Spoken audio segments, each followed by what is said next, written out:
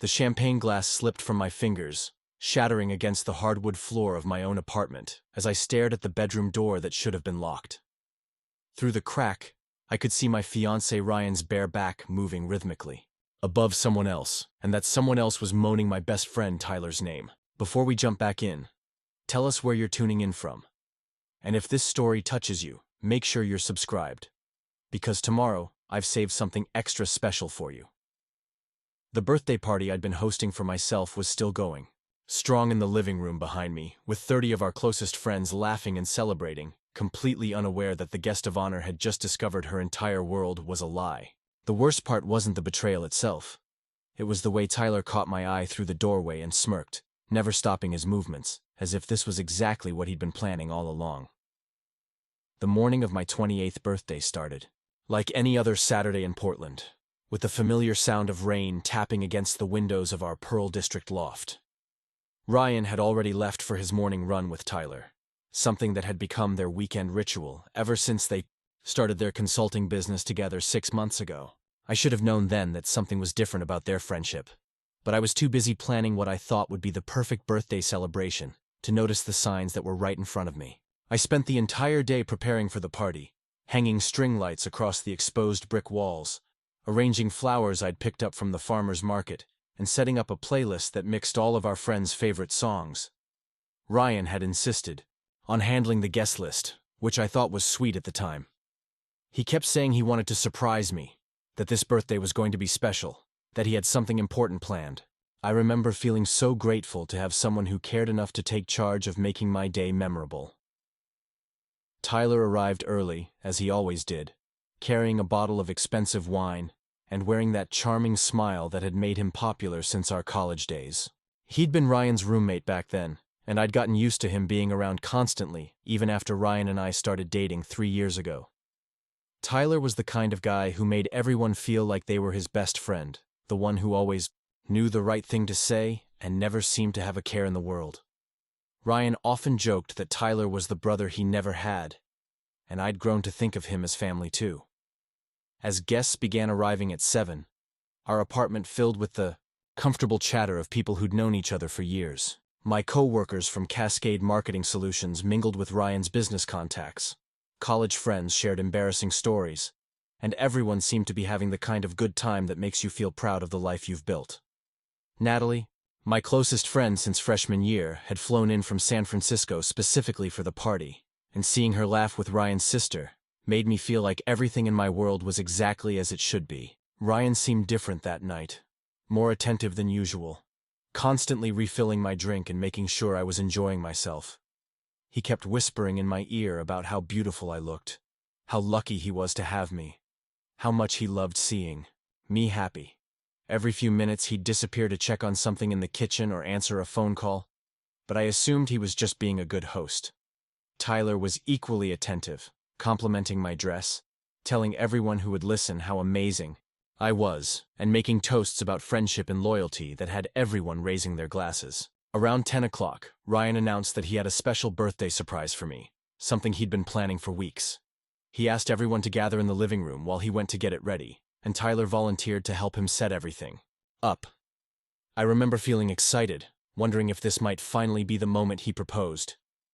We'd been talking about marriage for over a year, looking at rings together, discussing timelines and venues.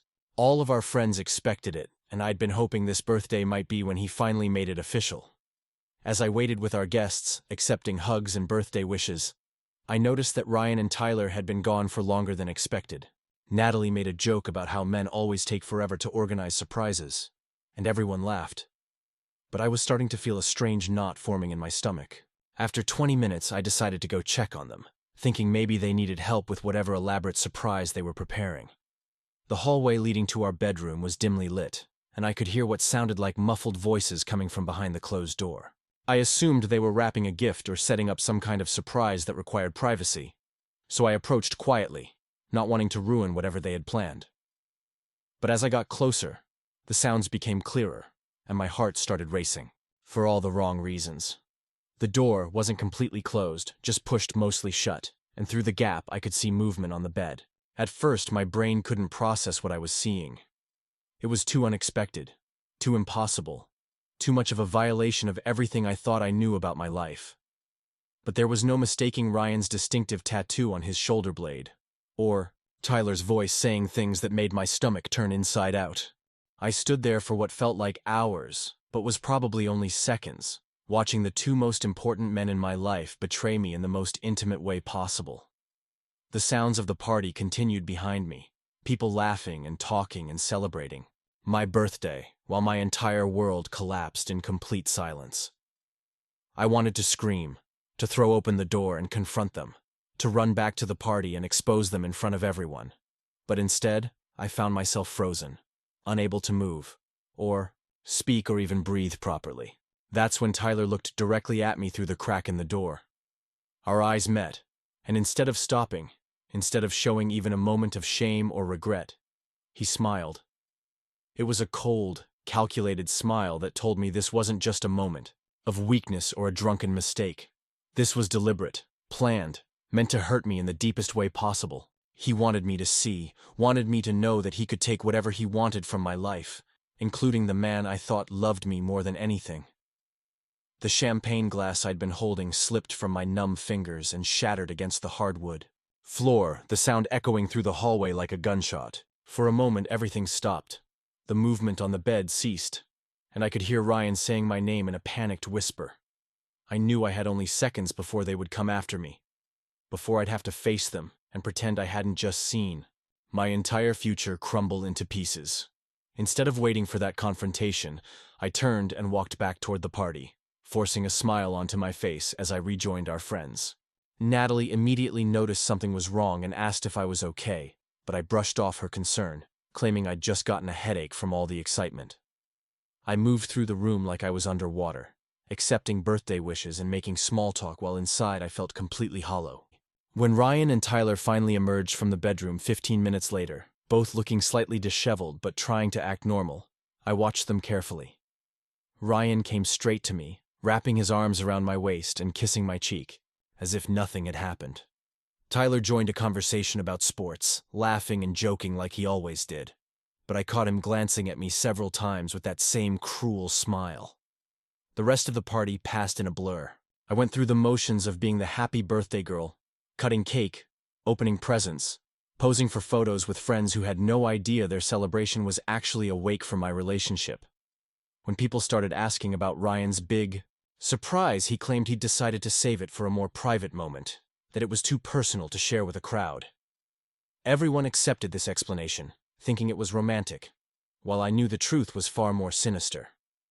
By midnight, the last guests had finally left, and I found myself alone in the apartment with Ryan and Tyler, who had volunteered to help clean up. As we collected empty bottles and stacked plates in the dishwasher, they both acted completely normal, discussing their business plans and making jokes about how much fun the party had been. I participated in the conversation mechanically, responding when spoken to but feeling detached from my own voice. Tyler left around 1 in the morning, hugging both Ryan and me goodbye as if this had been just another ordinary evening. After he was gone, Ryan came up behind me as I finished loading the dishwasher and wrapped his arms around my waist, nuzzling my neck and telling me how proud he was of how the party had turned out. He suggested we go to bed and continue celebrating privately, and I had to use every ounce of self-control not to flinch away from his touch. Lying in our bed that night, listening to Ryan sleep peacefully beside me while I stared at the ceiling, I realized that my life as I knew it was over. The man I'd planned to marry, the future I'd been building, the trust I'd given so freely, all of it had been destroyed in one moment of brutal clarity. But instead of feeling devastated, I felt something else entirely. A strange sense of relief, as if a weight I hadn't realized I was carrying had suddenly been lifted from my shoulders. In the morning, I woke up before Ryan and sat at my laptop, with a cup of coffee, staring at an email that had been waiting in my inbox for 3 weeks. Marcus Chen, the creative director at Horizon Digital in Melbourne, had been trying to recruit me for a senior position at their agency, offering a salary that was nearly double what I was making at Cascade Marketing Solutions. I'd been putting off responding because Ryan and I had plans, because I thought we were building something together in Portland, because leaving seemed impossible when my entire life was here. But as I watched Ryan sleep, knowing what I now knew about who he really was, the decision became crystal clear. I typed out a response to Marcus, accepting the position and asking about the earliest possible start date. After I hit send, I felt something I hadn't experienced in months: genuine excitement about my future. The next few weeks were a careful, balancing act of maintaining normalcy while secretly preparing for my departure. Preparing and narrating this story took us a lot of time, so if you are enjoying it, subscribe to our channel. It means a lot to us now. Back to the story. Ryan and Tyler continued their weekend runs and business meetings, and I continued going to work and spending time with friends. But everything felt different now. I was like an actor playing a role, delivering lines I'd memorized but no longer believed in. I started noticing things I'd previously overlooked. The way Ryan's phone was always face down when we were together. How he'd suddenly developed a need for privacy when taking calls. The frequency with which Tyler's name came up in casual conversation. I realized their relationship had probably been going on for months, maybe even years, and I'd been too trusting or too naive to see the signs. The hardest part was pretending nothing had changed when we were with friends. Natalie called frequently, from San Francisco, asking about wedding plans and wanting to know when Ryan was going to propose. Our mutual friends would make jokes about how perfect we were together, how they couldn't wait to see us get married, how lucky we were to have found each other. Each comment felt like a knife twisting in my chest, but I smiled and played along, counting down the days until I could finally escape. 3 weeks after my birthday party, Marcus called to discuss the logistics of my move to Melbourne. The company would handle my visa paperwork, provide a relocation allowance, and give me a month to transition. I scheduled my last day at Cascade for 6 weeks out, telling my boss I was taking on a new challenge overseas, but keeping the details vague. My colleagues assumed I was being recruited by a major international agency, and I let them believe whatever made them comfortable. The visa approval came through faster than expected, and suddenly I had a departure date. Exactly 2 months after my birthday party, I would be on a plane to Australia to start my new life. The timing felt perfect, like the universe was giving me exactly the window I needed to make a clean escape from the mess my life had become. As the weeks passed, I found myself feeling lighter, more optimistic, more like the person I used to be before I'd gotten so wrapped up in trying to be the perfect girlfriend and future wife. I started making plans for my new life in Melbourne, researching neighborhoods and apartments, looking forward to the adventure of living in a completely different country where no one knew my story.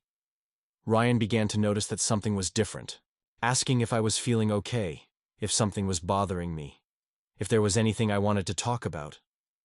I assured him everything was fine, that I was just tired from work stress, that I was excited about some new projects we were developing at the agency. He seemed satisfied with these explanations, probably too distracted by his secret relationship to investigate further. 2 weeks before my departure, I finally told Natalie about the job offer, swearing her to secrecy until after I'd left Portland. She was shocked but supportive, saying she'd always known I was capable of bigger things, and that maybe this was exactly the push I needed to pursue my real dreams. When she asked about Ryan, I simply said we were taking things one day at a time, that long-distance relationships were complicated, but we'd figure it out. The lie came so easily I almost believed it myself. But deep down, I knew there would be no long-distance relationship, no figuring it out, no future with Ryan at all. I was walking away from everything we'd built together, and I'd never felt more certain about any decision in my life. The morning I finally submitted my resignation letter to Cascade Marketing Solutions, I felt like I was signing my own death warrant. Not because I was scared of leaving my job, but because I knew that once I made this move official, there would be no going back to the comfortable lie I'd been living. My boss, Sandra Williams, called me into her office within an hour of receiving my email, her face a mixture of shock and disappointment that made my stomach twist with guilt. Sandra had been more than just a supervisor to me over the past 4 years. She'd been a mentor, someone who believed in my creative vision when others dismissed my ideas as too ambitious or unconventional. She'd fought for my promotions, defended my projects in board meetings, and personally recommended me for the advanced digital strategy certification that had elevated my career. Seeing the hurt in her eyes as she asked why I was leaving felt like betraying someone who had genuinely invested in my success.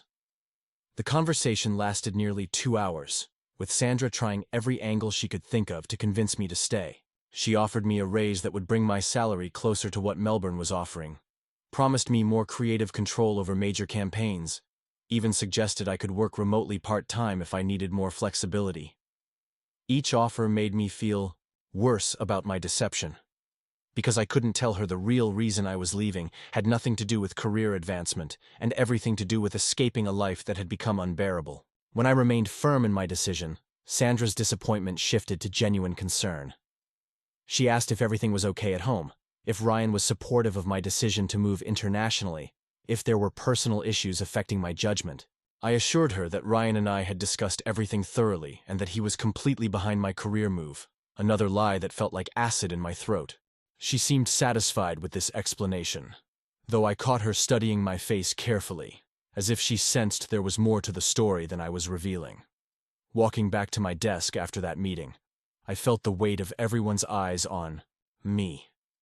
News of my resignation had already spread through the office, and my colleagues were buzzing with a mixture of excitement for my opportunity and sadness about losing a team member. Kevin Wu, who'd started at the agency the same week I did, and had become one of my closest work friends, pulled me aside during lunch to express his disbelief that I was actually leaving Portland. Kevin and I had developed a friendship that extended beyond the office, often grabbing drinks after particularly stressful projects or meeting up on weekends to explore new restaurants in the city. He knew Ryan well, had been to our apartment for dinner parties, and was one of the few people who'd noticed subtle changes in my behavior over the past few weeks. When he asked directly if everything was really okay with my relationship, I found myself struggling to maintain the facade that had become second nature. The urge to confess everything to Kevin was overwhelming. He was discreet, trustworthy, and had always been a good listener when I needed to vent about work stress or relationship concerns. But I knew that telling anyone the truth about what I'd discovered would make it real in a way I wasn't ready to handle. As long as I kept the secret to myself, I could maintain control over the situation, could execute my escape plan without having to deal with other people's reactions or advice. That evening, Ryan surprised me by suggesting we go out to dinner at Meridian, the upscale restaurant downtown where we'd had our first official date 3 years earlier. He'd made reservations at our favorite table by the window, ordered a bottle of the wine we'd shared that first night, and seemed determined to recreate the romantic atmosphere that had marked the beginning of our relationship. If I hadn't known what I knew, I might have thought he was planning to propose.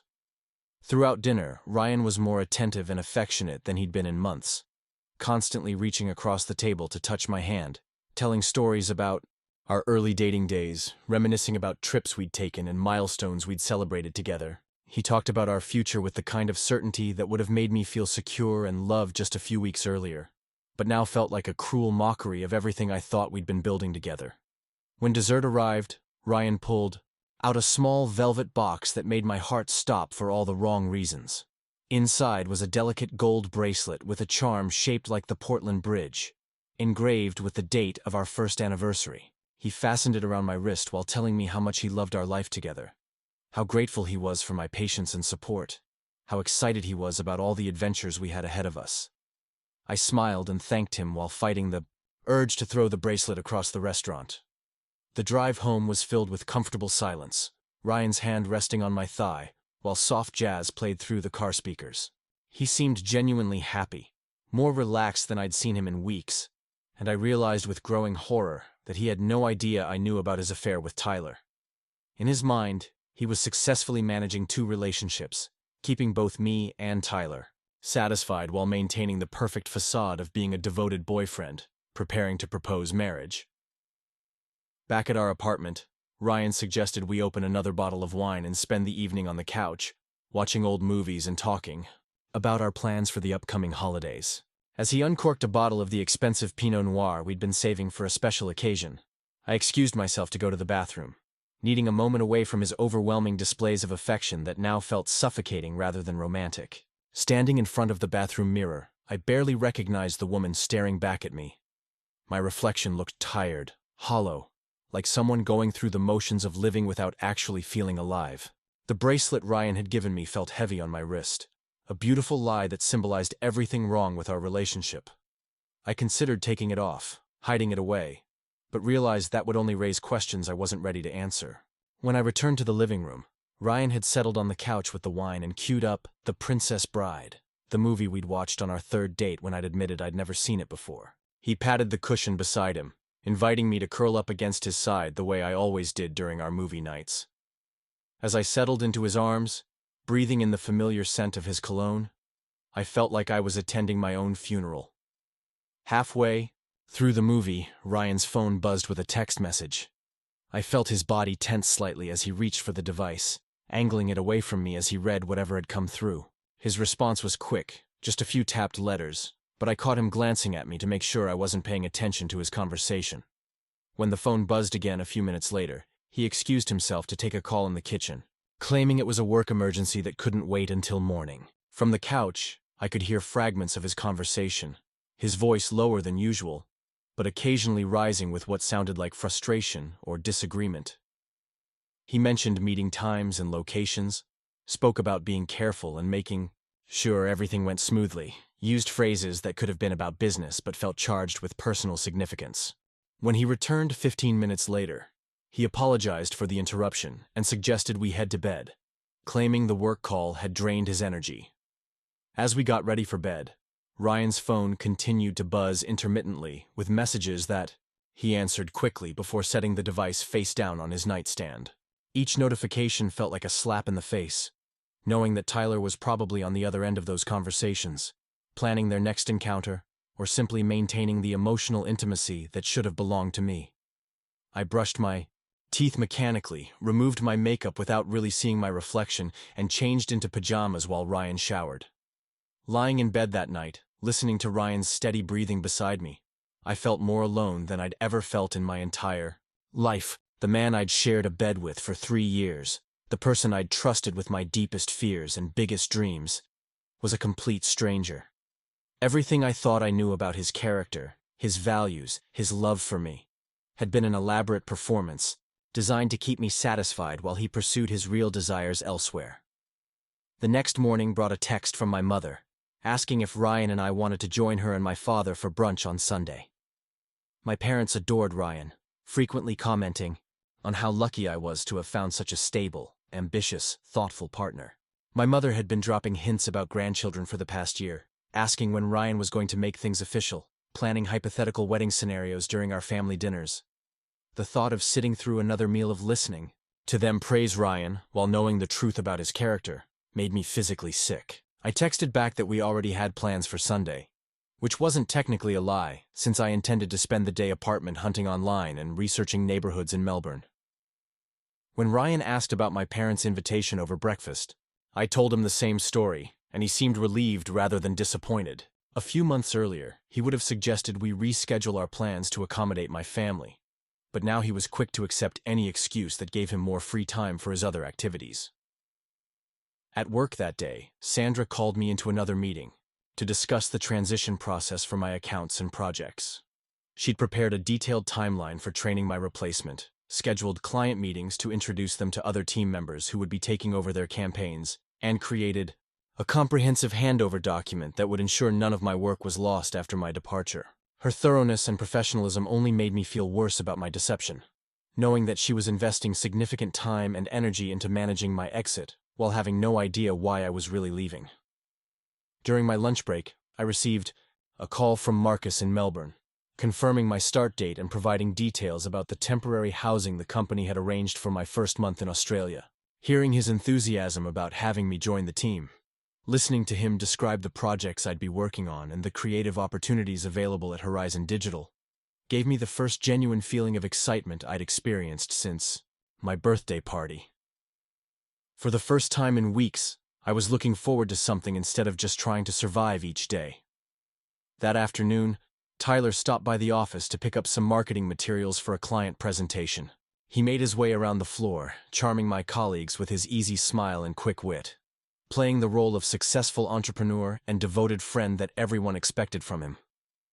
When he reached my desk, he leaned against the edge casually, asking about my weekend plans and commenting on how good I looked despite seeming a little tired lately. The conversation was perfectly normal on the surface, the kind of friendly exchange we'd had hundreds of times before.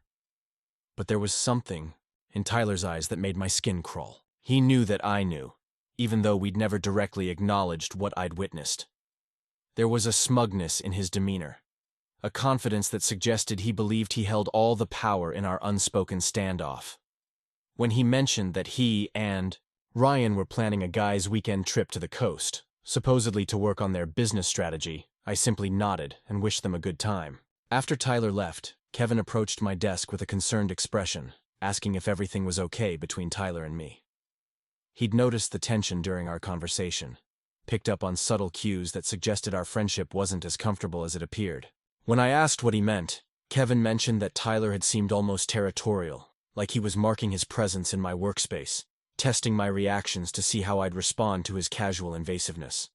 Kevin's observation made me realize that other people were starting to notice changes in the dynamics around me, even if they didn't understand what those changes meant. I wondered how many of our friends had picked up on subtle shifts in Ryan and Tyler's behavior. How many family members had sensed that something was different about my relationship. How many colleagues had noticed that I wasn't quite myself lately. The thought that my private crisis might be becoming visible to others added a new layer of urgency to my escape timeline. That evening, Ryan announced that he'd been invited to join a networking group for young entrepreneurs, a monthly meetup where local business owners shared resources and collaborated on projects. The meetings were held at various venues around the city, always on Thursday evenings, and would require him to be away from home for several hours each month. As he described the opportunity with obvious excitement, I realized this was probably another cover story for spending time with Tyler, another elaborate lie to explain away his absences and scheduling conflicts. I responded with appropriate enthusiasm, telling Ryan how proud I was of his professional growth and how important it was for him to build connections in the business community. Inside, I felt a mixture of relief that he was creating more distance between us and disgust at how easily the lies rolled off his tongue. Every false explanation, every manufactured excuse, every moment of pretend intimacy was adding to a debt that I knew would eventually have to be paid in full. The following Thursday, as Ryan prepared to leave for his first networking meeting, he spent an unusual amount of time getting ready, changing shirts twice and applying cologne with more care than he typically showed for actual work events. When I commented that he looked particularly nice, he explained that first impressions were important in business, that he wanted to project confidence and professionalism to potential collaborators. I nodded along while noting every detail of his appearance, knowing I was probably witnessing his preparation for a romantic evening with Tyler. After Ryan left, I opened my laptop and began researching private investigators in Portland, curious about whether it would be worth gathering concrete evidence of the affair before I disappeared to Australia. Several agencies offered packages for documenting extramarital relationships, complete with photos, videos, and detailed reports that could be used in divorce proceedings or simply for personal closure. The idea of having definitive proof was appealing, but I ultimately decided that spending money and emotional energy on confirmation of something I already knew would only delay my healing process. Instead, I spent the evening video chatting with Natalie, who was still in San Francisco, but had been following my relocation preparations with growing excitement. She peppered me with questions about Melbourne, the new job, my plans for exploring Australia, and my timeline for getting settled. When she asked about Ryan's feelings regarding the move, I found myself giving vague answers about his supportiveness, while deflecting more specific questions about our relationship dynamics. Natalie had always been perceptive about my emotional state, able to read between the lines of what I was saying and pick up on things I wasn't ready to verbalize. As our conversation continued, I could sense her growing concern about my detached attitude toward leaving Portland, my lack of distress about being separated from Ryan for an indefinite period, my apparent excitement about starting over in a completely different country. When she asked directly if Ryan and I were having problems, I deflected again, claiming that long-distance relationships were challenging, but we'd figure everything out once I got settled. The lie felt heavier each time I told it, but I wasn't ready to deal with Natalie's questions, advice, or emotional support. I needed to maintain my focus on executing my escape plan without getting bogged down in explanations or justifications that would only complicate my decision-making process.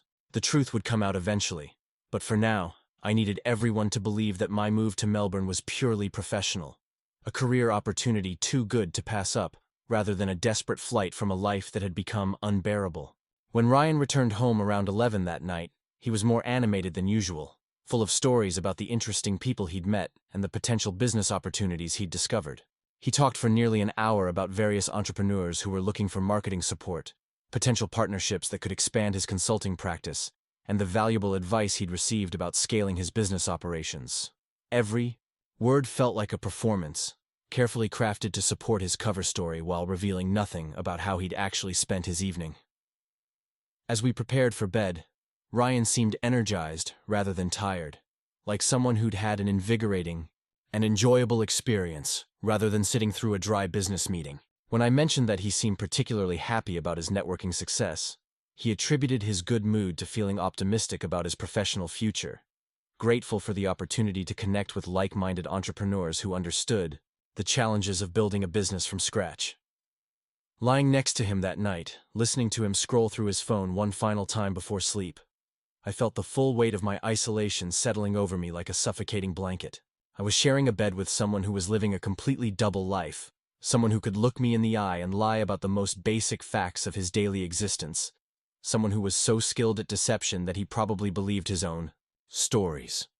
The man I'd fallen in love with either had never existed or had been replaced by someone I didn't recognize and certainly didn't trust. 2 weeks later, as I finalized the last details of my visa paperwork and began shipping boxes of my belongings to Melbourne, I realized that my careful planning was about to be tested by the most challenging part of my escape: actually leaving without revealing the truth about why I was going.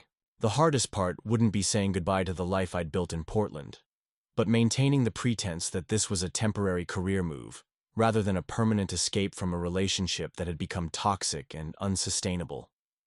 The call from my mother came at 7 in the morning on a Tuesday, 3 weeks before my scheduled departure to Melbourne. Her voice was strained with barely controlled panic as she explained that my father had been rushed to the hospital during the night with severe chest pains. The doctors were running tests, she said, but they suspected a heart attack and wanted to keep him for observation. Could I please come to the hospital as soon as possible? She needed me there, needed her family together during this crisis. Threw on clothes and drove to Portland General Hospital in a state of numb shock, my mind struggling to process this new emergency on top of everything else I was dealing with. The idea of losing my father right now, when my life was already in complete upheaval, felt like more than I could handle. As I navigated the early morning traffic, I tried calling Ryan to let him know what was happening, but his phone went straight to voicemail. I left a message explaining the situation and asking him to meet me at the hospital when he got my message. My mother was in the cardiac waiting room when I arrived, her face pale and drawn with exhaustion. She'd been at the hospital since 3 in the morning, she explained, after my father woke up complaining of intense pressure in his chest and difficulty breathing. The paramedics had taken him seriously enough to use sirens during the transport, which had terrified her more than she wanted to admit. As she recounted the night's events, her hands shook with the kind of fear that comes from suddenly facing your worst nightmare. David Brooks had always been the picture of health, an active 58-year-old who jogged regularly, watched his diet, and prided himself on never missing work due to illness. The idea that his heart might be failing seemed impossible to accept, like a fundamental error in the natural order of things. My mother kept repeating that there had been no warning signs, no previous symptoms, nothing that had prepared them for this sudden medical emergency. Dr. Patricia Hayes, the cardiologist assigned to my father's case, met with us around 9 that morning to explain the initial test results. The blood work showed elevated cardiac enzymes, indicating that my father had indeed suffered a heart attack, though apparently a relatively mild one. The EKG revealed some irregularities that suggested underlying coronary artery disease, which would require further testing and likely long-term treatment. She spoke in the calm, professional tone that doctors use when delivering serious news. But her message was clear. My father's life had fundamentally changed overnight. As Dr. Hayes outlined the treatment plan, including medication adjustments, lifestyle modifications, and follow-up appointments with specialists, I felt my carefully constructed escape timeline beginning to crumble. How could I possibly leave for Australia when my father was facing a major health crisis? How could I abandon my mother when she was dealing with her worst fears about losing her husband? The timing felt like a cosmic joke, as if the universe was testing my resolve in the cruelest way possible. My mother's reaction to the medical information was a mixture of relief that the heart attack hadn't been fatal, and overwhelming anxiety about what this diagnosis meant for their future. She immediately began talking about rearranging their lives to accommodate my father's new health needs, discussing retirement plans that might need to be accelerated, travel dreams that might need to be postponed, and the general uncertainty that comes with any serious medical diagnosis. When she asked about my plans to move to Melbourne, her voice carried a desperate hope that I might reconsider, that this family crisis might convince me to stay in Portland where I could help them navigate the challenges ahead. The guilt hit me like a physical blow because I knew she was right to hope for my support, and I knew I was about to disappoint her in ways she couldn't possibly understand. My father needed me. My mother needed me, and I was planning to run away to Australia to escape my own problems. Ryan finally arrived at the hospital around noon, apologizing profusely for not getting my messages sooner and claiming his phone had died during the night. He brought flowers for my mother and expressed genuine concern about my father's condition, asking thoughtful questions about the treatment plan and offering to help with anything the family needed.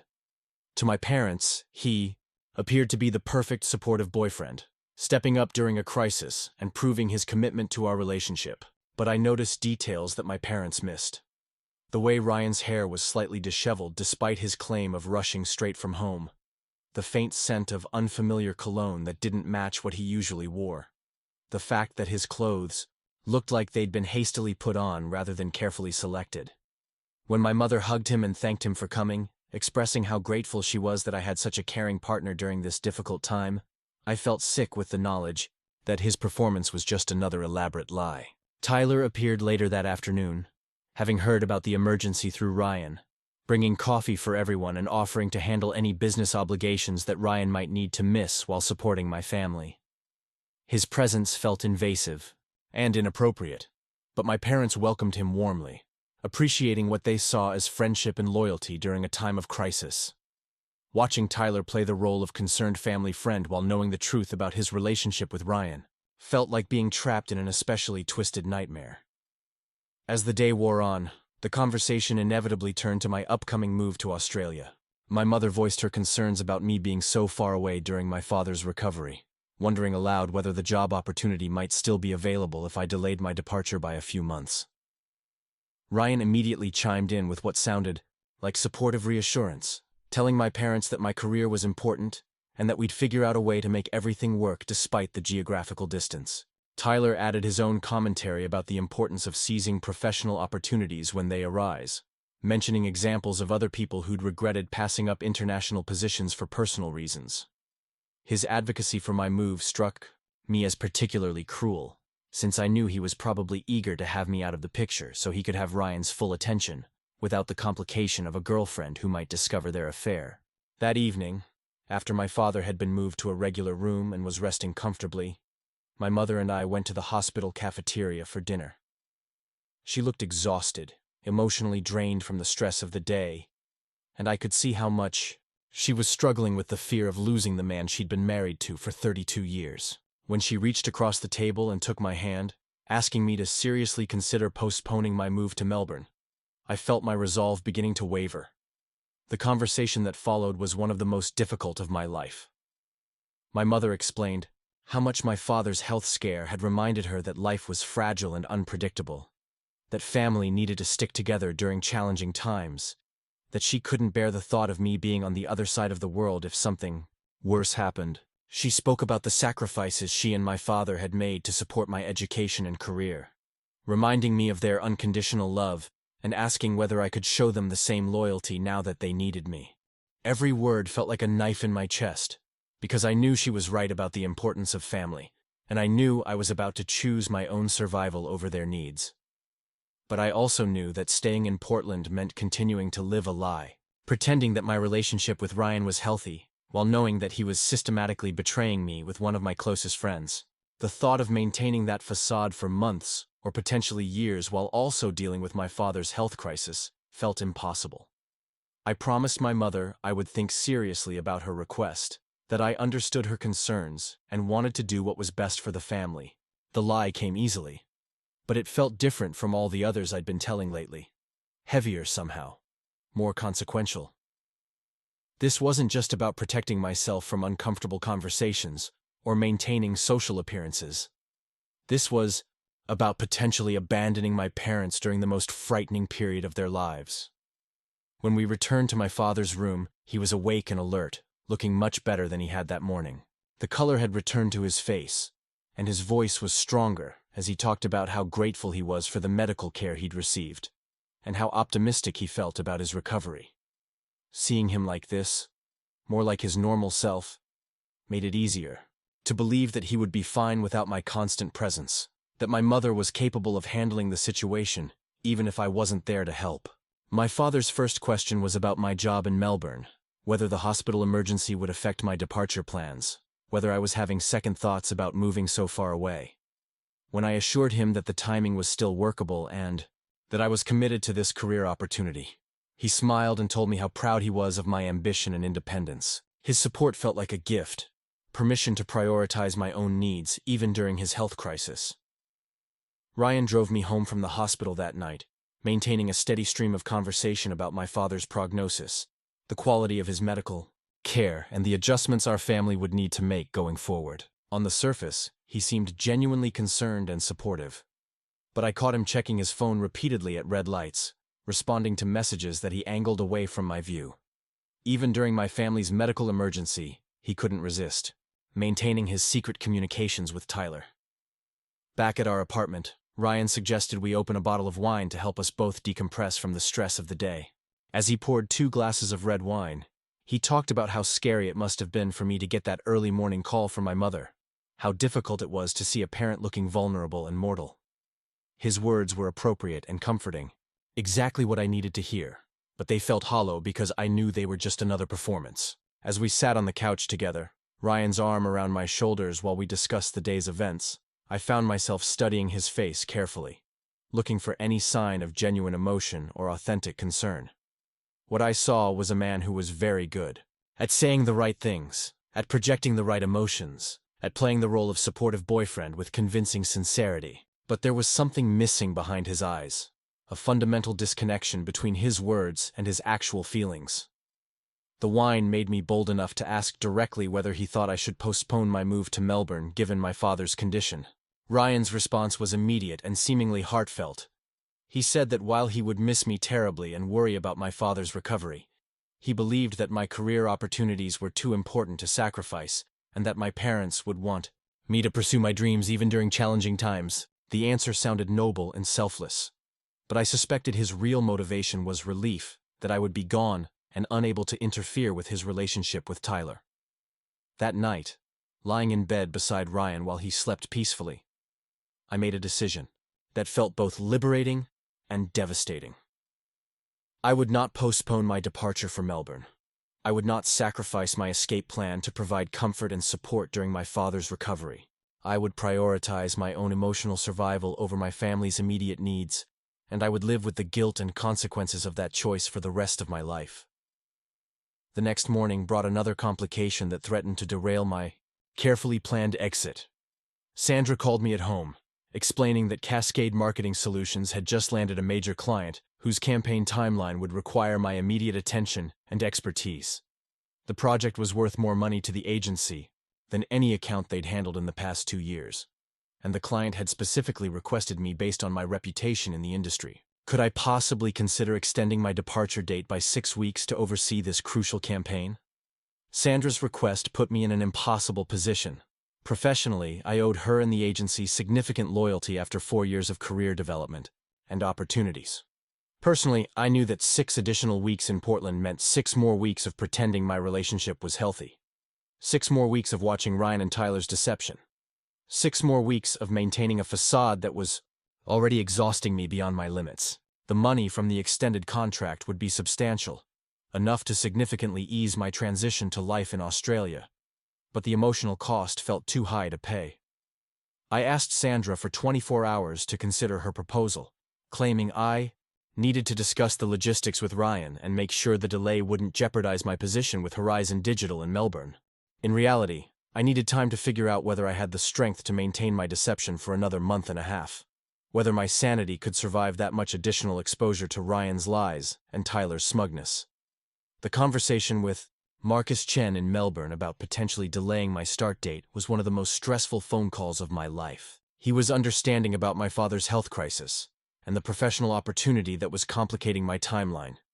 But I could hear disappointment in his voice as he explained the challenges of holding my position open for additional weeks. The creative director role I'd been hired for was urgently needed, and Horizon Digital was already turning down projects because they lacked the senior-level expertise I was supposed to provide. Marcus ultimately agreed to accommodate a 6-week delay, but he made it clear that this would be the absolute limit of their flexibility. If I couldn't commit to the revised timeline, they would need to offer the position to another candidate and wish me well in my future endeavors. The ultimatum was fair and reasonable, but it added enormous pressure to my decision-making process, because I knew this opportunity represented my only realistic escape route from Portland. That evening, I met Natalie for dinner at our favorite restaurant, needing to talk through my complicated situation with someone who knew me well enough to provide honest advice. She listened carefully as I explained the competing demands on my time and attention. My father's health scare, my mother's request that I stay close to home, Sandra's professional opportunity, and the logistical challenges of coordinating my departure with multiple timelines. Natalie's response surprised me with its directness and clarity. She pointed out that I seemed more stressed about disappointing other people than about leaving Ryan for an extended period, that my enthusiasm for moving to Melbourne had never wavered despite multiple obstacles, and that my decision-making process felt driven by obligation rather than genuine desire. When she asked point-blank whether I was running away from something rather than running towards something, I found myself unable to give a convincing answer. The question haunted me for the rest of our dinner conversation. Was my excitement about Melbourne genuine, or was it simply relief about escaping a situation that had become unbearable? Did I actually want to live in Australia and work for Horizon Digital? Or was I just desperate to put as much distance as possible between myself and the life I'd built with Ryan? The distinction mattered, because it would determine whether my move was a positive step toward a better future, or simply a geographical solution to emotional problems. After dinner, Natalie and I walked along the waterfront, talking about friendship and loyalty, and the difficulty of making major life decisions when multiple people's needs and expectations are pulling you in different directions. She reminded me that I'd always been someone who prioritized other people's happiness over my own, that my tendency to accommodate everyone else's needs sometimes prevented me from pursuing what I actually wanted. Her observation felt uncomfortably accurate, a pattern I'd never fully recognized in my own behavior. When Natalie asked directly whether Ryan was supportive of my career move, I found myself giving the same vague, positive responses I'd been offering for weeks. But she pressed harder this time, asking specific questions about his reaction to my job offer, his feelings about long-distance relationships, his plans for visiting me in Australia. My answers became increasingly evasive, and I could see her growing concern about the gaps in my story.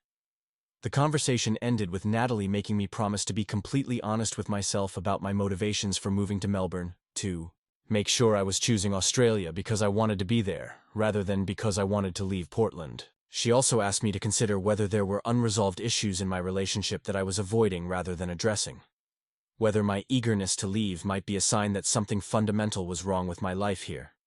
Driving home, after my dinner with Natalie, I realized that my secret was becoming harder to maintain as my departure date approached.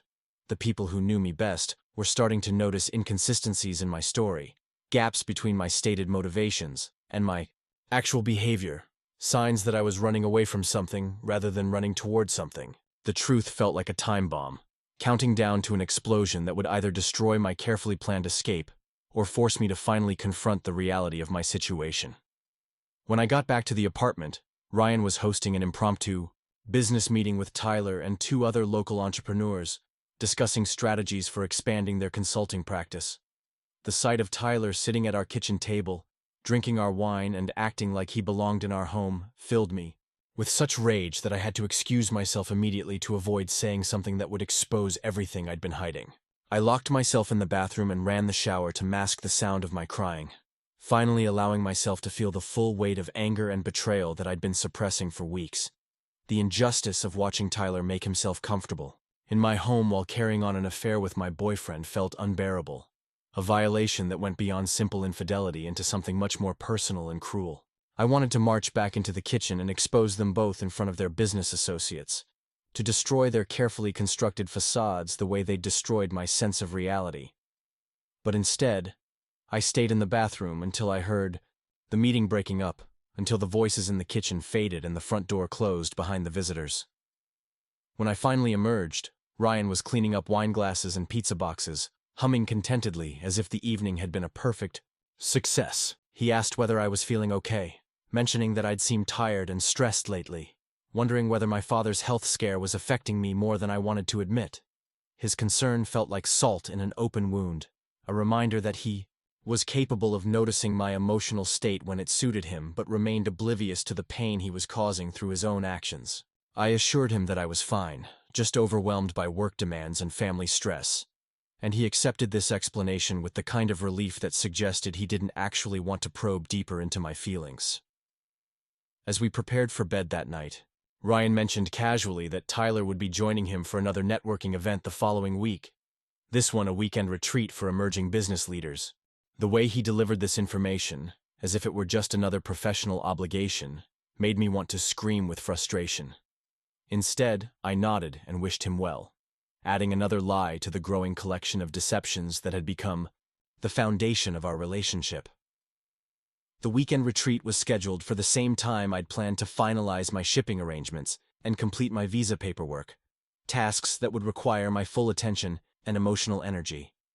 The timing felt deliberate, as if Ryan was ensuring that he'd be safely away with Tyler while I dealt with the practical details of leaving our shared life behind. Part of me was grateful for his absence during such a crucial period, but another part of me felt abandoned and dismissed, as if my major life transition was so unimportant that he could schedule a romantic getaway during the same weekend. The moment I decided to stop being a victim was when I found Ryan's laptop open on our kitchen counter, logged into his personal email account. He'd gone to shower after his morning run, and the screen was displaying a conversation with Tyler that made my blood run cold. They weren't just discussing business strategies or weekend plans. They were exchanging messages about me, analyzing my behavior, speculating about whether I suspected anything, and making jokes about how naive I was to believe their obvious lies. One particular exchange from 3 days earlier made my hands shake with rage. Tyler had written about how pathetic it was that I still wore the bracelet Ryan had given me at dinner, calling it a guilt trinket that proved how easily manipulated I was. Ryan had responded with laughing emojis, adding that he couldn't believe I was actually planning to move to Australia while thinking our relationship was solid.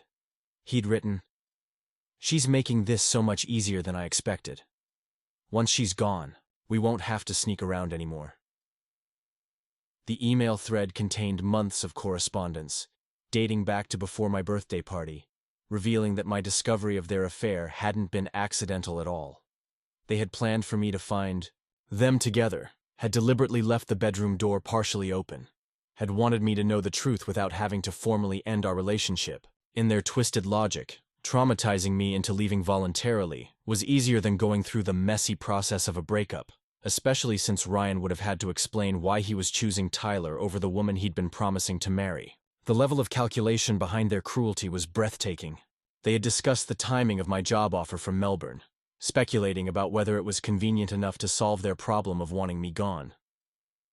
Tyler had actually researched Horizon Digital's reputation and recommended that Ryan encourage my acceptance of the position, suggesting ways he could appear supportive while secretly celebrating my departure. They had turned my professional opportunity into a tool for their personal convenience. Reading through their correspondence was like watching a documentary about my own life from the perspective of two predators studying their prey. They had analyzed my personality, identified my weaknesses, and systematically exploited my trust to achieve their goal of removing me from their lives with minimal consequences. Every romantic gesture from Ryan, every friendly conversation with Tyler, every moment of apparent normalcy had been a carefully orchestrated performance designed to keep me compliant until I eliminated myself from their equation. The most devastating part was discovering how long their relationship had actually been going on. References to shared experiences dating back 2 years. Mentions of trips I thought Ryan had taken for business, but had actually been romantic getaways with Tyler. Detailed discussions of sexual encounters that had happened in our bed while I was traveling for work. My entire relationship with Ryan had been a lie from almost the very beginning, and Tyler had been an active participant in that deception from the start. I took screenshots of every damaging email exchange, downloading the entire conversation thread to my personal cloud storage account. If they thought I was naive enough to disappear quietly into my new life in Australia without consequences, they were about to learn exactly how wrong they could be. The evidence I was collecting would serve multiple purposes: protecting myself from their attempts to control the narrative, ensuring that their mutual friends knew the truth about their characters, and giving me the power to respond strategically when they inevitably tried to gaslight me about what had really happened. The sound of the shower turning off upstairs snapped me back to reality.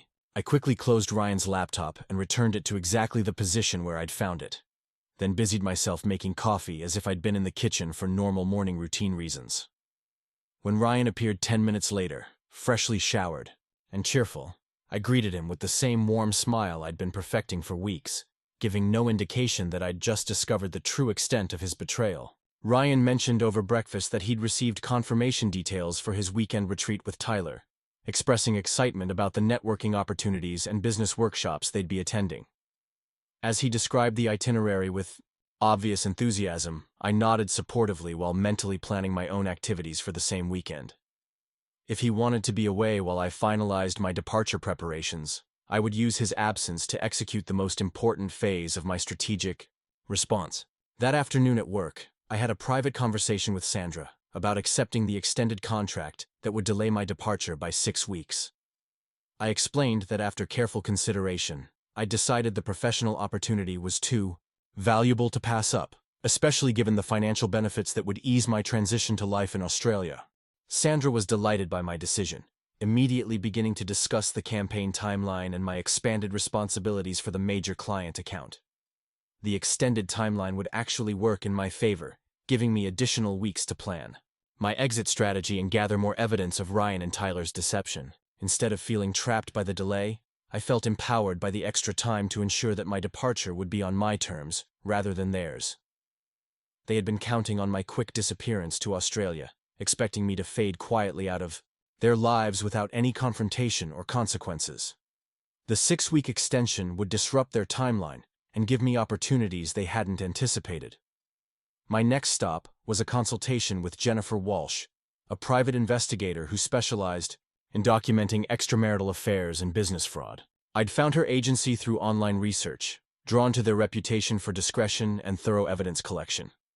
Jennifer was a former police detective who understood both the legal and emotional complexities of betrayal cases, and she agreed to take on my situation after I explained the basic facts. The retainer fee was substantial, but I considered it an investment in my future peace of mind. Jennifer outlined a comprehensive plan for documenting Ryan and Tyler's relationship, including surveillance during their weekend retreat, financial investigation of their business accounts, and analysis of their digital communications. She warned me that the process might uncover information that would be painful to learn, but I assured her that I was prepared to know the complete truth regardless of how devastating it might be. Jennifer's team began their surveillance that same week, using techniques that would be invisible to their targets while collecting irrefutable evidence of their affair. Within 3 days, they had documented Tyler entering and leaving our apartment building at unusual hours, photographed intimate moments between Ryan and Tyler at restaurants and hotels around the city, and identified financial irregularities in their business accounts that suggested they'd been mixing personal and professional expenses in potentially illegal ways. The financial investigation revealed that Ryan had been using company funds to pay for his romantic activities with Tyler, charging expensive dinners, hotel rooms, and weekend trips to their consulting business as client entertainment expenses. This discovery opened up the possibility of exposing them for tax fraud and business ethics violations in addition to simple adultery, giving me leverage I hadn't expected to possess. While Jennifer's team gathered external evidence, I began my own covert investigation of Ryan's personal belongings and digital accounts. I installed monitoring software on his laptop that would capture all his online activities without his knowledge, giving me access to his email correspondence, social media messages, and browsing history. The software also tracked his location through GPS, providing a detailed record of where he went and how long he stayed at each location. I created a detailed timeline of Ryan's lies and deceptions, cross-referencing his claimed business activities with his actual whereabouts and communications. The pattern that emerged was stunning in its systematic dishonesty. Virtually every explanation he'd given me for his schedule over the past 6 months had been fabricated to cover up time spent with Tyler. Business meetings that had never happened, client dinners that were actually romantic dates, networking events that were actually intimate getaways. The weekend of Ryan's retreat with Tyler provided the perfect opportunity to search through his personal possessions without interruption. I found a hidden collection of romantic gifts from Tyler, including jewelry, clothing, and handwritten letters expressing their mutual love and commitment. The letters revealed that they had been planning to move in together as soon as I left for Australia, that Tyler had already begun looking for apartments large enough for both of them, and that they viewed my departure as the beginning of their real life together. Even more damaging was a joint financial account I discovered, one that Ryan had never mentioned to me despite our supposed commitment to financial transparency in our relationship. The account contained substantial savings that they had been accumulating together, funds that appeared to come from their business profits as well as personal contributions from both men. They had been building a shared financial future while I continued to contribute to household expenses and plan for a life with Ryan that would never actually happen. I photographed every piece of evidence, documented every financial record, and created a comprehensive file that told the complete story of their deception.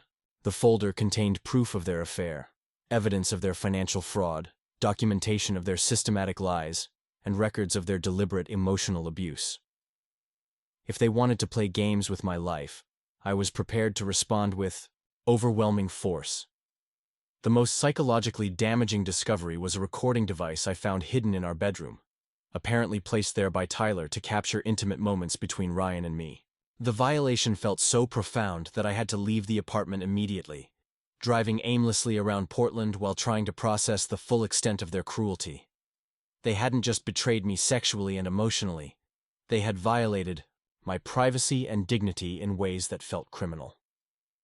Jennifer confirmed that the recording device was indeed illegal surveillance equipment, and that Tyler could face serious criminal charges for installing it without my consent.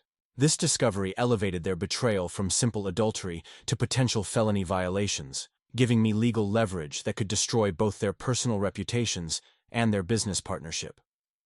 The thought of Tyler sitting in jail for his crimes provided the first genuine satisfaction I'd felt since discovering their affair. When Ryan returned from his weekend retreat, he seemed relaxed and happy, clearly refreshed by his time away with Tyler.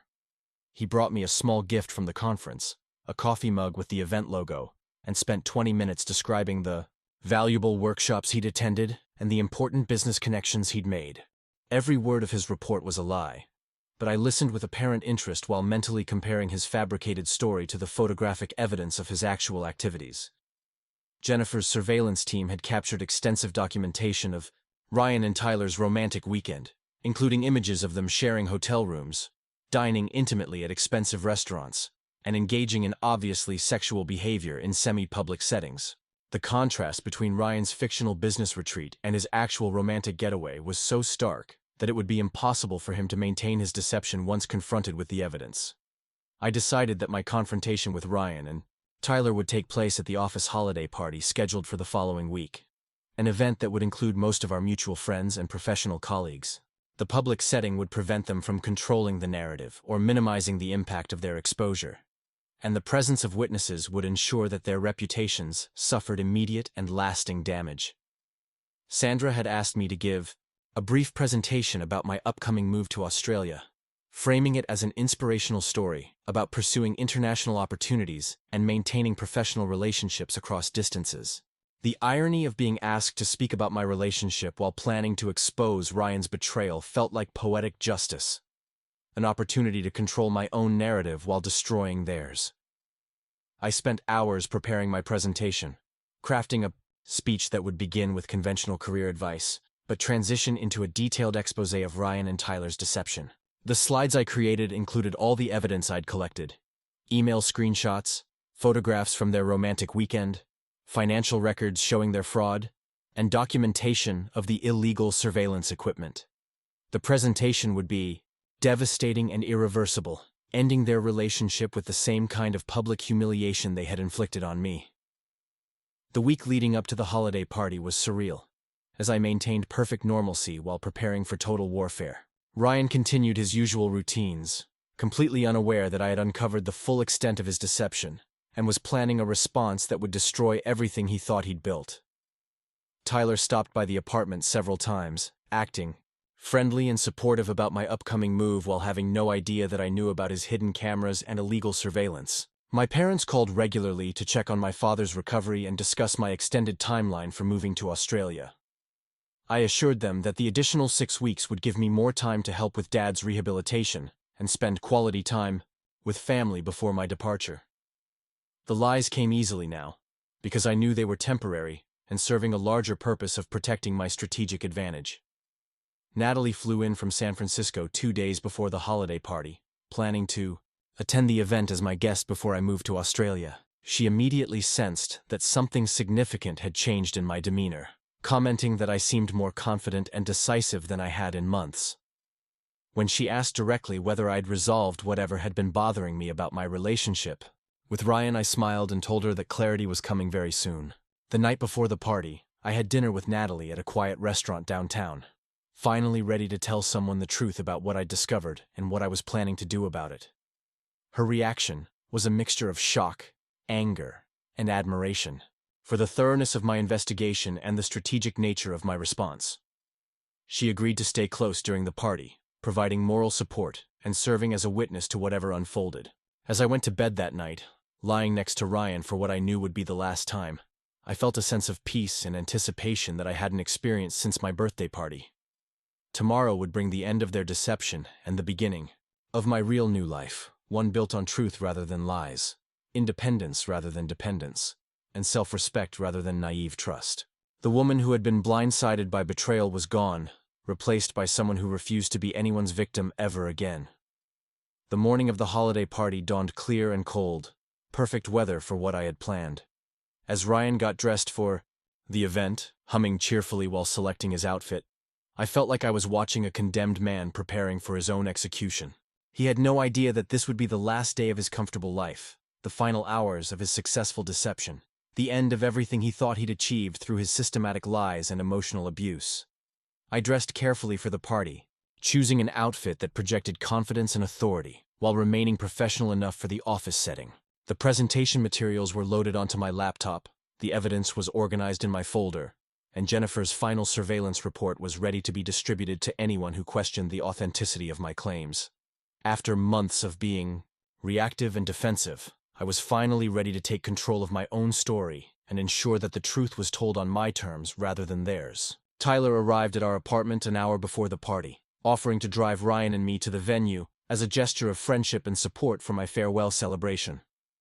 The irony of receiving transportation assistance from one of my betrayers felt appropriate somehow, like accepting a ride to their own funeral.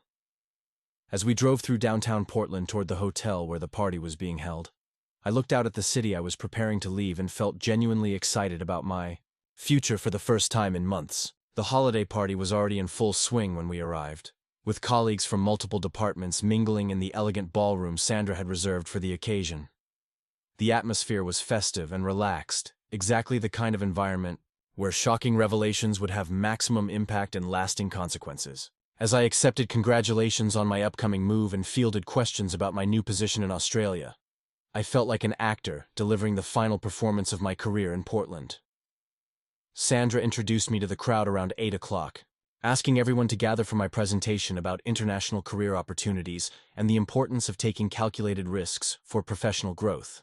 As I walked to the front of the room, laptop in hand and presentation materials ready, I caught sight of Ryan and Tyler standing together near the bar, both smiling with obvious pride and affection for what they assumed would be a routine farewell speech.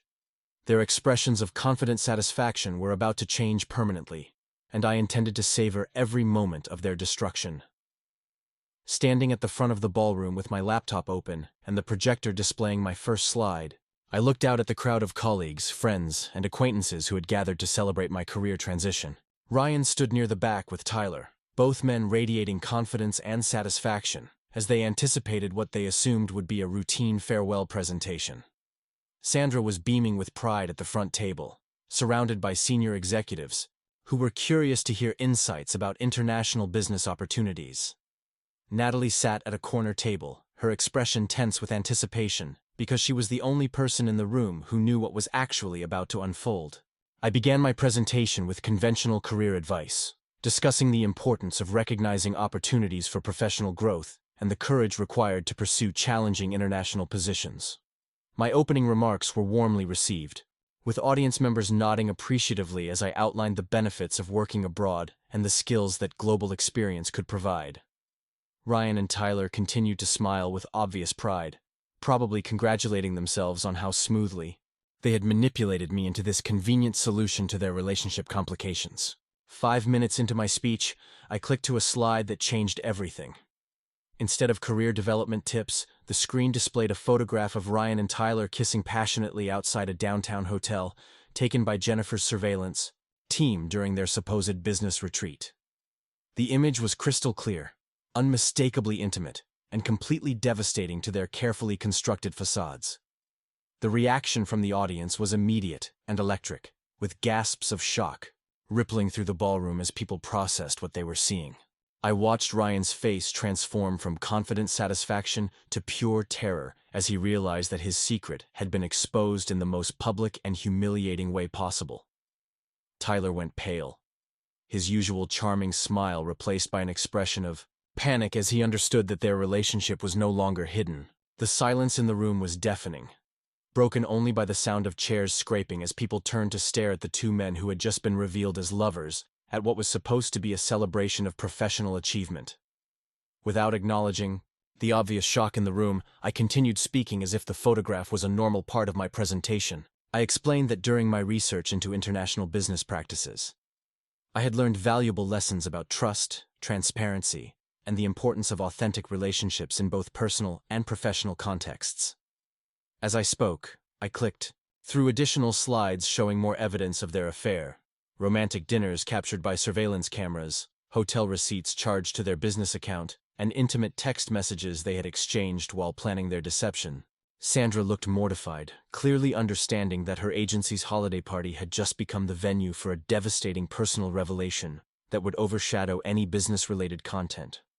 Some audience members were pulling out their phones to capture photos of the evidence on screen, while others sat frozen in uncomfortable silence, uncertain how to react to such an unprecedented situation. The professional networking event had transformed into a courtroom where Ryan and Tyler were being tried in front of their peers. I moved to my next section, discussing the importance of financial integrity in international business relationships. This provided the perfect segue into revealing the evidence of Ryan and Tyler's fraudulent use of company funds for their personal romantic activities. The screen displayed bank statements, credit card records, and expense reports that clearly showed a pattern of using business accounts to pay for hotels, expensive dinners, and weekend getaways that had been falsely categorized as client entertainment or professional development. The financial fraud revelation caused an even stronger reaction than the affair photographs, because many people in the audience were business owners or financial professionals who understood the serious legal implications of what they were seeing.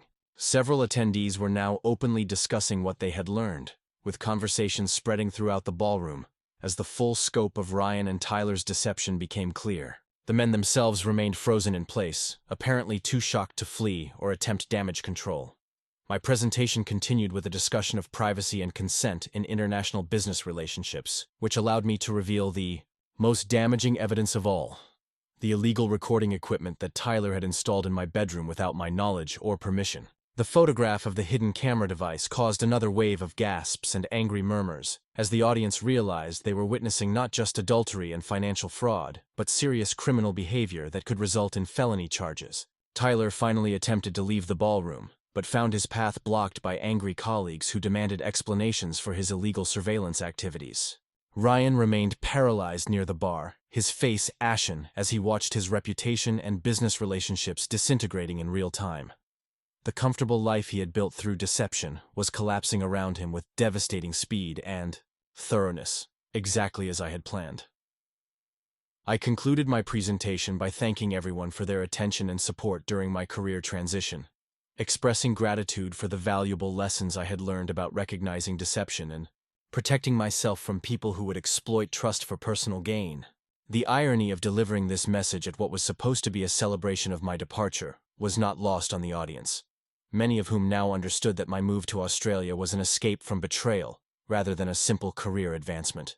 As I packed up my laptop and prepared to leave the podium, Sandra approached with an expression of concern and confusion, clearly struggling to process what had just unfolded at her agency's professional event. She asked quietly whether I was okay, whether I needed any assistance, and whether there was anything the agency could do to support me during what was obviously a difficult personal situation.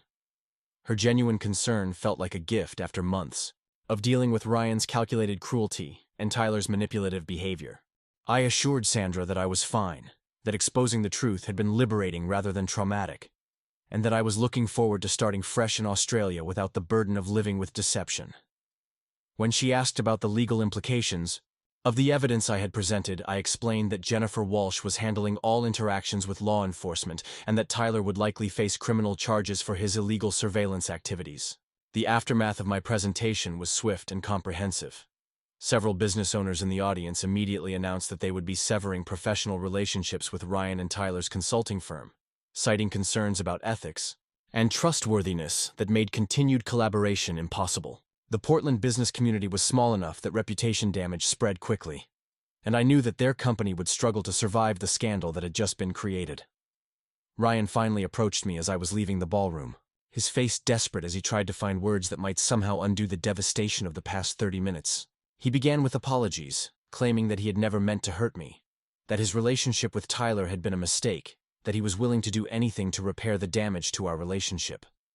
When I remained silent, he shifted to anger, accusing me of vindictive behavior and claiming that my public humiliation of him was unnecessary and cruel. I looked at Ryan with the detached curiosity I might show toward an interesting insect, feeling no anger or sadness or residual affection for the man who had systematically betrayed me for years. His desperation was satisfying in a way I hadn't expected. Confirmation that his comfortable life of deception was indeed ending permanently. When he finished his rambling attempts at manipulation, I simply told him that I would be moving out of our apartment within the week, and that all future communication should go through my attorney. Tyler made his own approach as I reached the hotel lobby, his usual charm replaced by obvious panic as he realized the full scope of consequences he was facing. He tried to claim that the surveillance equipment had been installed for security purposes, that the financial irregularities were accounting errors, that his relationship with Ryan was being misrepresented by selective evidence. Each lie fell flat because the evidence I had presented was too comprehensive and damning to explain away with convenient excuses. I told Tyler that Jennifer Walsh had already provided all evidence of his illegal activities to the Portland Police Bureau, and that he should probably consult with a criminal defense attorney rather than wasting time trying to convince me that his crimes were misunderstandings. The look of terror that crossed his face when he realized he was facing potential jail time provided the final satisfaction I needed to close this chapter of my life permanently. Natalie found me in the hotel parking garage, wrapping me in a fierce hug while expressing her amazement at the thoroughness and effectiveness of my revenge strategy. She had recorded the entire presentation on her phone, creating a permanent record of Ryan and Tyler's public exposure that could be shared with anyone who hadn't witnessed the event firsthand. As we drove away from the hotel, she commented that she had never seen such complete and devastating payback for betrayal, and that she was proud of my transformation from victim to strategic victor. The drive back to my apartment felt like a victory lap through the city I was preparing to leave behind. Every familiar landmark now represented freedom rather than memories, opportunities rather than regrets, hope rather than disappointment. The Portland I was leaving was not the same city where I had been betrayed and humiliated. It was a place where I had discovered my own strength and learned to fight back against people who underestimated my intelligence and determination. Back at the apartment, I found that Ryan had returned ahead of me and was frantically packing his belongings, apparently planning to move out immediately rather than face continued confrontation about his exposed deception. His movements were rushed and panicked, completely different from the confident demeanor he had projected for months while conducting his affair. The man who had seemed so powerful and in control while lying to me now looked desperate and defeated. I ignored Ryan's presence while collecting my own possessions, focusing on items that held sentimental value or practical importance for my new life in Australia. The apartment that had once felt like home now seemed like a crime scene, contaminated by memories of betrayal and surveillance that made every room feel violated. I was grateful to be leaving this space behind, ready to create new memories in a place where Ryan and Tyler could never intrude. The legal consequences for Tyler began unfolding within days of my presentation. Jennifer Walsh had indeed provided all evidence to law enforcement, and the district attorney's office decided to pursue felony charges for illegal surveillance and invasion of privacy. The case would likely take months to resolve, but Tyler's arrest made headlines in the local business journal, ensuring that his reputation was permanently damaged regardless of the eventual legal outcome. Ryan's consulting business collapsed even faster than I had anticipated, with every major client canceling their contracts within a week of the holiday party revelation. The Portland business community had decisively rejected both men, making it impossible for them to continue operating in the city where they had built their professional networks. The financial consequences of their exposure would be lasting and severe, exactly the kind of accountability they had tried to avoid by manipulating me into leaving quietly. My departure preparations accelerated after the holiday party, with most of my belongings already shipped to Melbourne and my visa paperwork finalized. Sandra graciously allowed me to work remotely during my final weeks, understanding that remaining in Portland after such a public confrontation would be unnecessarily difficult. The extended contract timeline that had once felt like a burden now provided the perfect transition period for leaving my old life behind completely. My parents were initially shocked by the revelation of Ryan's betrayal, having believed that he was the perfect boyfriend who would eventually become their ideal son-in-law. My mother was particularly upset, feeling guilty for having pressured me to delay my move to Australia when I was actually escaping from an abusive situation.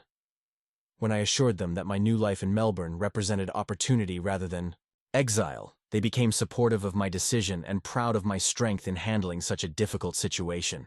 The weeks leading up to my departure were filled with genuine excitement about my future, rather than anxiety about leaving my past behind. Horizon Digital had been understanding about the personal circumstances that had complicated my timeline, and Marcus Chen expressed enthusiasm about my joining their creative team. The work I would be doing in Melbourne represented the kind of professional challenge I had been seeking, made even more appealing by the knowledge that I would be building something entirely my own. Friends and colleagues who had witnessed my holiday party presentation reached out with messages of support and admiration for my handling of such a devastating betrayal. Many people commented that they had suspected something was wrong with Ryan and Tyler's relationship, but had never imagined the full extent of their deception and criminal behavior.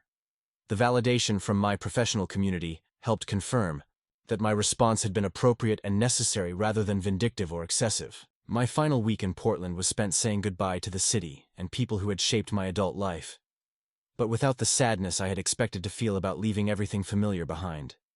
The betrayal I had experienced had severed my emotional connections to places and memories that might otherwise have been difficult to abandon. Ryan and Tyler had unknowingly freed me from attachments that could have made my transition to Australia more complicated and painful. Natalie flew back from San Francisco to see me off at the airport, bringing a bottle of champagne to celebrate what she called my Liberation Day, rather than a standard farewell. As we sat in the departure lounge waiting for my boarding announcement, she reflected on how much I had changed since discovering the truth about Ryan and Tyler, commenting that I seemed more confident and self-assured than she had ever seen me before. The flight to Melbourne felt like traveling toward possibility, rather than running away from problems. A fundamental shift in perspective that marked my complete emotional recovery from the betrayal I had endured. As the plane lifted off from Portland International Airport, I looked down at the city growing smaller below and felt genuine gratitude for the experience that had taught me to value myself enough to demand honesty and respect from the people in my life. My new apartment in Melbourne was everything I had hoped for: modern, bright, and completely free from any associations with my previous life. The neighborhood was vibrant and international, filled with professionals from around the world who had come to Australia to pursue career opportunities and personal growth. I felt immediately at home among people who understood the courage required to start over in a new country, and the excitement of building something entirely your own. The work at Horizon Digital exceeded my expectations, providing creative challenges that utilized all my skills while introducing me to innovative approaches I had never encountered in Portland. My colleagues were welcoming and professional, creating an environment where I could focus on excellence without worrying about hidden agendas or personal drama. The agency's culture emphasized authenticity and collaboration, values that felt especially meaningful after my experience with systematic deception. 6 months after my arrival in Melbourne, I received an email from Jennifer Walsh updating me on the legal proceedings against Tyler and the continued consequences for Ryan's business reputation. Tyler had been convicted on multiple charges and sentenced to 18 months in prison, while Ryan had declared bankruptcy and left Portland for parts unknown. The justice felt complete and satisfying, confirmation that actions have consequences, even when people try to avoid accountability through manipulation and deception. The woman who had been blindsided by betrayal at her own birthday party no longer existed, replaced by someone who understood her own worth and refused to accept treatment that fell short of her standards. My new life in Melbourne was built on foundations of honesty, independence, and self-respect that made every day feel like a gift rather than something to endure. The pain of discovering Ryan and Tyler's betrayal had been the catalyst for positive changes I might never have made otherwise. Looking back on the experience from the safety and happiness of my new life, I realized that their betrayal had actually been a favor disguised as cruelty. They had forced me to confront the gap between what I deserved and what I was accepting, pushing me toward a better life that I might not have pursued without their devastating revelation. The birthday party where my world collapsed had actually been the beginning of my real life, the moment when I stopped being someone else's victim and started being my own hero. Up next, you've got 2 more standout stories right on your screen. If this one hit the mark, you won't want to pass these up. Just click and check them out.